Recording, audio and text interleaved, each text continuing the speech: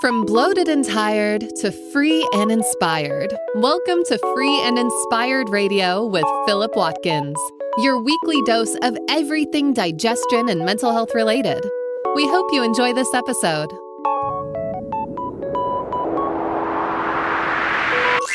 Here is your host, Philip Watkins. Yes. Hi there. Welcome to another episode of Free and Inspired Radio. I'm your host and naturopathic practitioner, Philip Watkins, and I'm grateful to have you with us today. If you're new to the show, well, the title says it all. It's all about feeling free and inspired and exploring the many different avenues you can take to get there. Whether it's deep dives on digestion and mental health solutions, or guests who offer their own stories and answers, I hope I can be the type of guide you can rely on to unlock the agency you have to reach your own mental and physical competency. Let's get started with what's coming up on today's episode. Coming up on this week's show. 2022 is upon us. Welcome to episode 11 of Free and Inspired Radio. My name is Philip Watkins. It's been a very big 2021. Let's see whether or not 22 is different. I hope you've had a safe and comfortable entrance to the new year so far. It's great to have you with us again. For the first episode of this year, we're going to be dealing with two long-running questions. What's the deal with gluten? And should I go gluten-free? Now, it doesn't take too many consultations into my practice day to have the gluten conversation. I don't think I'm overstating things when I suggest that it might be the most hotly contested dietary conversation of the last decade. Uptake of the gluten-free diet seems to not show any signs of slowing, with the Financial Times stating that the global gluten-free retail market has grown from $1.7 billion in 2011 to $3.5 billion in 2016, growing to an estimated $6.5 billion in 2022. That's quite the growth rate. In this episode, if you're new to the concept, I'm going to be introducing gluten and where it comes from and how it might affect you. And then we'll be looking at some of the disadvantages of going into a gluten-free diet, of which there are some obvious and apparent risks. Let's get started with some basics though. What exactly is gluten? Gluten, from the Latin term gluten, means glue and is the main form of protein found in wheat, rye and barley, amongst other grains. It's a complex of over 100 different types of similar but distinct proteins, the main ones called gliadin and glutenin. So when you hear of the immune response occurring in the body, the immune response is activated for those proteins. Now, there are similar proteins in rye, barley and oats, and they're also referred to as gluten. So gluten is extremely popular in the food industry because it's heat stable and an excellent binder. Now, its use as an additive is also common in processed foods, mainly to improve flavor and texture, and also to retain moisture, which is important when you're processing a food. I think you'd be surprised how many foods contain gluten, but let's look at some of the main ones first. So for people living with celiac disease, the removal of gluten is necessary to prevent a dangerous progression. And according to the Celiac Disease Foundation, here is the comprehensive list of gluten-containing grains and their derivatives that if you're a celiac, you would need to stay away from. So listen to this. Wheat. Varieties and derivatives of wheat, including wheat berries, durum, emmer, semolina, spelt, farina, farro, gram, kamut, and einkorn wheat. There's also rye, barley, which we've mentioned, triticale, malt in various forms, included malted barley flour, milk and milkshakes with malt added, malt extract, malt flavoring, malt vinegar and malt syrup, brewer's yeast, and wheat starch. Now, the malts are actually what often end up tripping people up when they're trying to do a very strict gluten-free diet. So definitely one to check with your nut milks and things like that. They often have malt added as a sweetener. Now, it's quite the exhaustive list there, don't you think? I think it's very difficult if you're a celiac, especially if you're listening to this in Hong Kong. But there are other ways you can come into contact with gluten, which might actually not be as entirely obvious. Some unexpected sources of gluten that you may not be aware of could actually be in your bathroom. So here's a list of potential unexpected sources of gluten for you. Medications. So this is a common way this happens is via wheat derivatives and excipients. And it's also always essential to define the excipients, especially as some of the starches used can come from wheat. Vitamins and nutritional supplements, which is in the same boat. So some of the non-active excipients can be from wheat. Pickles, which sometimes contain malt vinegar. So once again, you've always got to be careful of malting or adding malt. Gravy, because of the flour used in the production process. Soy sauce. Miso, which is made with barley. Beer, which I always feel like I have to apologize for people for. It's mainly because of, I believe, the hops. And beauty products such as toothpaste, shampoo, lip balms, and lipsticks. And just a side note on the beer, obviously there's barley in there as well. So there you go. But the big one is the beauty products, and it's often a big surprise to people. I think over the years, the preceding me writing this, the problem has largely been remedied with the beauty products. But there was a period when many beauty products had gluten in them, which is nuts. Imagine being a celiac and just putting lipstick on, which is literally just putting gluten on your lips. Not good if you have a very sensitive autoimmune condition. A study released in 2010 about the amount of gluten in products. This was a survey conducted in Australian supermarkets, found that gluten was in approximately 2,000 different items, ranging from sauces to processed meats, as well as shampoos and pain relief medications at the time. Typically, I've seen patients who have developed urticaria-based symptoms, so that's just things like hives and skin rashes, after trying some new skincare products with hydrolyzed wheat proteins in them. So it is common to happen. So it's just something to consider. But once again, the extent that these can cause problems for people living with gluten issues, for the most part, remedied now, I believe. But there's always an exception to the rule, right? So always necessary to be diligent. So what makes gluten a problem for people living with celiac disease? The gliadin protein we discussed before contains small chains of amino acids, and if you're new to that term, amino acids are the parts that link up to form a protein. These amino acids are called peptides, or the chains are called peptides. Now, these peptides are highly resistant to being broken down by gastric, pancreatic, and intestinal digestive functions, and it's here that the problems can start. So the resistance to absorption is just the tip of the iceberg for those living with celiac disease. When someone with the genetic tendency encounters the proteins in gluten, the immune system causes a varying degree of damage to the small intestine. This damage becomes severe and chronic over time. The small intestinal damage causes malabsorption symptoms, so the inability to digest your vitamins and minerals, amongst other things, abdominal pain, and bowel symptoms such as diarrhea. And other symptoms include weight loss, iron deficiency, anemia, something called steatorrhea, which is an inability to absorb fats, along with fatigue as well. Interestingly, it seems that non-classical symptoms such as bloating and osteoporosis occurs in actually 66% of cases studied over 15 years, or celiac cases studied over 15 years, and I believe that was an Italian study.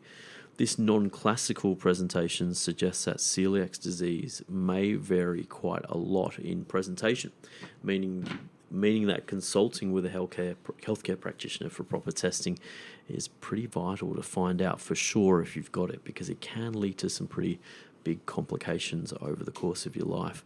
So look, let's say you've already done that. You've been to a healthcare practitioner and you've spoken to someone and they've said that your celiac test is negative, which is fantastic. Will gluten still affect you? So it seems it can, and that comes in the form of a wheat allergy or a newer condition that you may not have heard of called non-celiac based gluten sensitivity, or non-celiac gluten sensitivity. Now, other than celiac disease, which we've reviewed previously, a wheat allergy is mediated by something called an IgE immunoglobulin in the immune system, which can cause various different symptoms. So let's look at some of these symptoms. So we mentioned urticaria before. We have asthma, angioedema, which is a swelling of the lower parts of the skin, which is quite obvious if you've got it or seen it. Allergic rhinitis, which is an interesting one considering how many people suffer from that.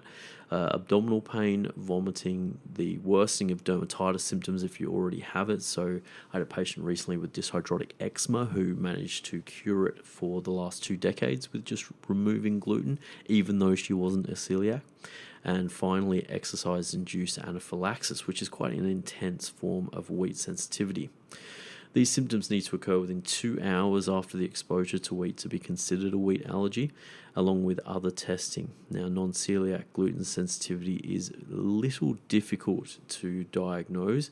It's only diagnosed when wheat allergy and celiac disease are ruled out, and it's essential to get tested before going on a gluten-free diet. Otherwise, the results may offer a false negative, which we can understand is not great because you may then start eating gluten with lots of problems. There have already been comprehensive discussions around the overlap between symptoms of IBS and non-celiac gluten sensitivity as well, presenting a somewhat chicken and egg situation between the two.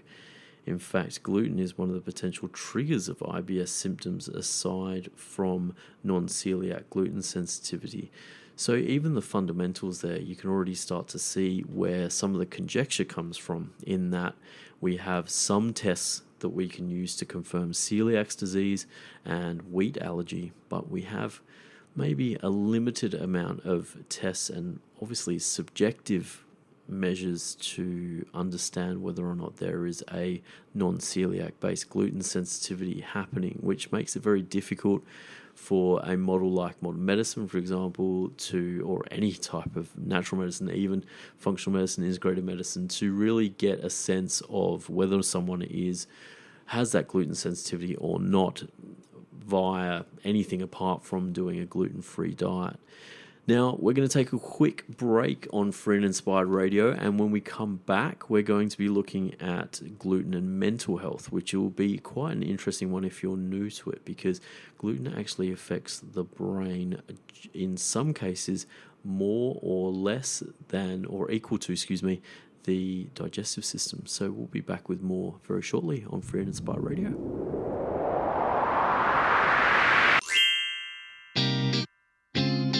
Whew, time to take a break. Are you enjoying this episode of Free and Inspired Radio?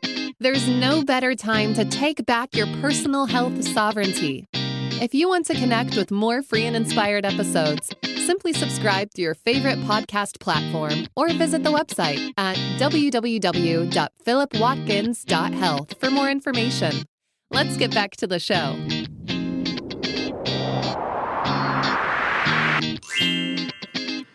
Yes. Thank you for sticking with us here on episode 11 of Free and Inspired Radio. We are talking all things gluten, and in the first part of the show, we went through just some basics around where gluten can be found, what it is, and how it might be affecting people with the more serious presentation of things like celiac disease. But we also touched on something called non-celiac based gluten sensitivity, which means that you can still have some symptoms from gluten, but not necessarily have the autoimmune disease from it or associated with it. In this section, we're going to be looking at some details around the gluten-free diet, specifically things that you might need to be aware of before starting a gluten-free diet. But first, if you're new to Free and Inspired Radio or you're a regular listener, you'll know that we have quite a big focus on the digestion and the brain and the relationship between the two. And gluten and non-celiac based gluten sensitivity has a big effect on the brain. Now, gluten is implicated in depression and other mental health conditions, and you may actually, in some cases, not experience digestive symptoms at all. So I'm just going to repeat that. Gluten is implicated in depression and other mental health conditions to the extent that you may not experience digestive symptoms at all. Studies investigating the neurological complications of celiac disease have found that the most common area of non-digestive manifestation of gluten sensitivity is in the brain and the nervous system. This connection goes all the way back to 1956 with a paper named Bread and Tears, Naughtiness, Depression, and Fits due to wheat sensitivity. And this is, I think, an interesting part of the conjecture around gluten, in the sense that people refer to it as a fad, or that it's just fashionable in order to, either lose weight or things like that. There's been research for almost 60 years into wheat sensitivities and also into gluten and celiac disease and the effects that it can have on the body. So maybe this isn't as new as it's presented to be. Now, this connection is further substantiated with a compelling paper that expresses that gluten can cause neurological harm without celiac disease being present via direct toxicity, inflammation, and other immune flare-ups within the brain and the nervous system. This scenario was called gluten syndrome at the time, and the author suggests that developmental delays in children, depression, migraine, and headaches were prominent elements of how gluten can affect the nervous system. So once again, there's other evidence and other papers looking into the role that gluten can have in the brain. And this is a very interesting part of the conversation I can have with patients, in the sense that I ask them about their gluten and their experience with these things, and oftentimes they say, well, my digestion's fine. Then when we take the gluten out, some of their mood symptoms directly change, actually quite quickly in some cases. So that's always very interesting to me. But as you know, with this show, that is still anecdotal. So hopefully over time we'll be able to explain, or better explain, the mechanism as to why that's the case. More recently, clinical studies have found increased gluten-related antibodies or immune cells reacting to gluten in patients with bipolar, major depressive disorder, and schizophrenia. And there are many interactions with the brain and gluten, so much so that they probably deserve a complete episode. So I'm looking to put that together at some point in the first part of this year, so stay tuned. So let's say that you've gotten this far in the episode and you're starting to think that a gluten-free diet might be a solution for some of your digestive or mental health concerns. But before you do, let's look at some of the risks you're exposed to when going gluten-free. Long-term gluten restriction can lead to nutritional deficiencies, which we'll look at in a second, but also increased cardiovascular risk and an accumulation of heavy metals such as mercury, lead, and cadmium, already a significant consideration if you live where this is being recorded in Hong Kong. Whilst grains can seem worth removing for a significant subset of unwell people, the fact remains that they are densely nutritious, and their removal will have consequences to the nutritional content of the diet. Now, there's been some analysis of gluten-free diets, and one particular study showed that women consume 31% of women consume the recommended amount of calcium, 44% of women consume the recommended amount of iron, and 63% of women consumed the necessary or recommended amount of fiber.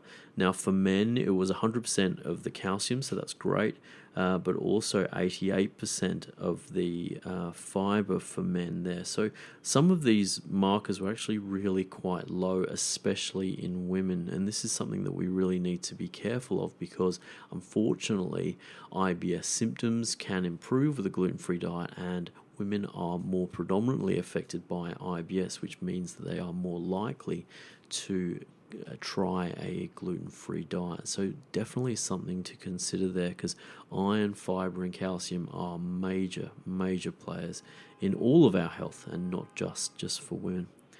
Other studies have looked into a gluten-free food option, and they've actually revealed that these products have higher levels of fats, trans fat, protein, and salt than their gluten-containing counterparts. But look, don't despair, because look, it's not over. If you're a regular listener to the show, you'll know that it's these types of situations that are precisely where supplements can help you. It's also important to talk about the shift towards a whole food diet when going gluten-free. This shift to whole foods can mean getting better acquainted with your kitchen and dusting off some of those recipe books that you bought with good intentions at the time. Another critical point is to commit. If you feel as if you're a candidate for the gluten-free diet, then your trial must be 30 days long at the minimum. That's long enough for you to notice your brain changing, but also must be the same as a celiac's gluten-free diet.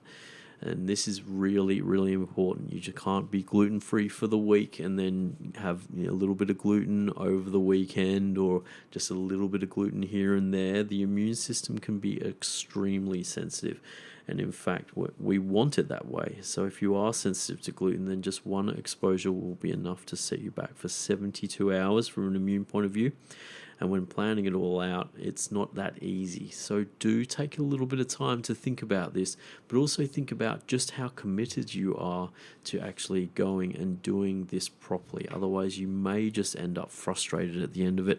And I must say, a lot of my patients have presented that way over the years. So look, if you do want to do a gluten-free diet, there are lots of places you can get support, but also take a bit of time out. Make sure you've got it all understand. Make sure you don't have your closest friend's wedding coming up, or there's something there, an excuse for you to break that 30 days. Otherwise, it's pretty fair to say that you're not going to get a very clear result when it comes to either reintroducing or a sense of how the gluten foods might be affecting you. So here we are. We ask the question, do you need to care about gluten? And here is the conclusion, or at least my personal point of view as January 2022, because we like science, we like to know where things are changing and where things are going. But look, if you're unwell with a gut or mental health or chronic autoimmune issue, I would say you do need to care about gluten. As we've explored here, it's essential to define what's going on in a more personalized fashion, and people living with celiac disease become very ill when they eat gluten. Their avoidance of it has long-term ramifications on the state of their digestive systems and their whole body. Therefore, it's essential to know what you're dealing with in order to act accordingly. So what do you think? I can guarantee this won't be the last episode on gluten, as there is so much more to unpack. In saying this, I hope if you are new to the subject, you've been able to understand how gluten at least might be playing a role for you. Before we finish this episode of Free and Inspired Radio, if you'd love to hear more from me and get the word on new articles, podcast episodes and more, jump over to the website philipwatkins.health and join our community via the newsletter sign up on the homepage. You'll be able to see the transcript for the show as well at the same place, where you'll also be able to see the references I've used to create this episode, of which there were 26. I believe you'll be able to get all of those studies and links there on the website. Your reviews on Apple Podcasts and Spotify help me get the word on the street. So if you're feeling like you enjoy this episode and you have the spare time to type a few things about what you got out of it or how it helped you, at least that'd be very, very, very appreciated. If you're listening to this on YouTube, throw the video a like and subscribe if you feel the need to, and you'll be able to then see all the new episodes that come up each week. In the meantime, welcome to 2022. I hope you're feeling okay about the new year. I hope that it hasn't been too intense for you so far, and all of those deep breaths are helping. Have yourself a very nice week, and we'll be back with you next time.